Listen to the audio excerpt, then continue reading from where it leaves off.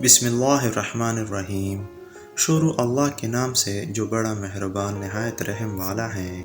तमाम तारीफ़ें अल्लाह के लिए हैं जो पालने वाला है तमाम जहानों का। मुअज़्ज़ज़ सामीन अस्सलामु अलैकुम।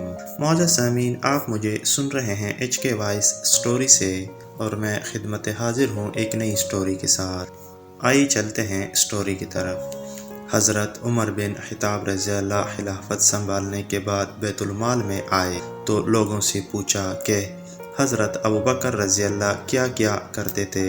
तो लोगों ने बताया कि वो नमाज से फारिग होकर खाने का थोड़ा सा सामान लेकर एक तरफ को निकल जाया करते थे। आपने पूछा कि कहाँ जाते थे। लोगों ने बताया कि ये नहीं पता, बस इस तरफ को निकल जाते थे। हज़रत उमर रज़ियल्लाहु ने खाने का सामान लिया और उस तरफ को निकल गए।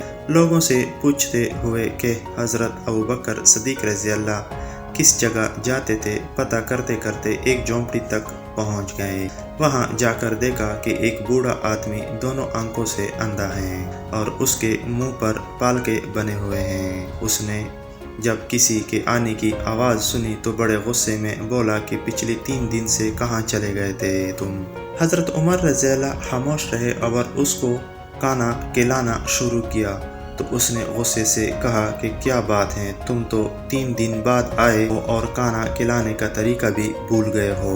हज़रत उमर रज़ियल्लाहु ने जब ये सुना तो रोने लगे और उसे बताया कि मैं उमर रज़ियल्लाहु हूँ और वो जो आपको खाना खिलाते थे वो मुसलमानों के खलीफा अबू बकर रज़ियल्लाहु थे और वो वफ़ात पा चुके हैं। जब उस बूढ़े ने ये बात सुनी तो खड़ा हो गया और कहा कि ए उमर रज़ियल्लाहु, मुझे कलमा पढ़ाकर मुसलमान कर दे। पिछले 2 साल से वो आदमी रोज़ मेरे पास आता और खाना खिलाता रहा। एक दिन भी उसने मुझे नहीं बताया कि मैं कौन हूँ। ये थे मुसलमानों के खलीफा दुयम। मुअज़्ज़ज़ सामीन, ये एक इस्लामी किस्सा और वाक़या है और ये हज़रत अबू बकर सिद्दीक़ रज़ियल्लाहु के बाद हज़रत उमर रज़ियल्लाहु के दौर का है।